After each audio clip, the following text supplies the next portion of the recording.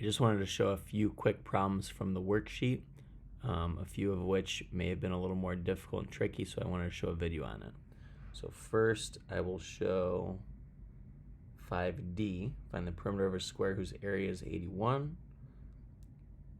So if it's a square, we know right angles and we know that all sides are congruent. And if the area is 81 and the area formula for a square is s squared, s being the side length of the square, that's equal to 81, well then take the square root. We know that each side has to be 9. We know it's not negative 9 because it can't have a negative length. So then each side has to be 9. So the perimeter, if we add up all those 9s, the perimeter would have to be then 36. All right, so that one's not too bad. But let's try 5B. I think that's a little bit tougher, but nothing we can't handle. So for this one, we're talking about a square. So again, same thing. We know right angles. We know all sides are congruent. So for this one, they give us that the diagonal has a length of 10. Right, so we want to find the area of the square, which means we first need to find the length of each side of the square.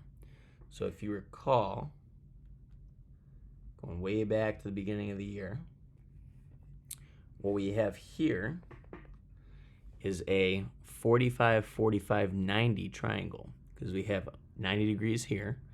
Each of these sides are congruent because it's a square, and because these sides are congruent, these would both have to be 45 degrees. So now if you remember, the hypotenuse is, if we say S, then the hypotenuse is S root 2. So then we set 10 equal to S root 2 and then solve. So to solve, we could divide both sides by root 2. Here they cancel. We get S equals 10 over square root of 2. All right, remember we have to get rid of the square in the denominator. So we get 10 root 2 over 2, which reduces to 5 root 2. So that is the length of each side length.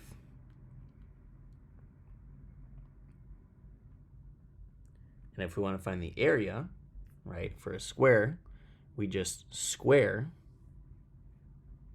that value and make sure we put the whole thing in parentheses because we're squaring that whole thing. So we get 5 squared times square root of 2 squared. So 25 times 2. I'm going to come over here. So we would get 50 as our answer. And we could put square units. But in this case, we're not given units, so you can just put 50 or 50 square units as your final answer. Hope this helps.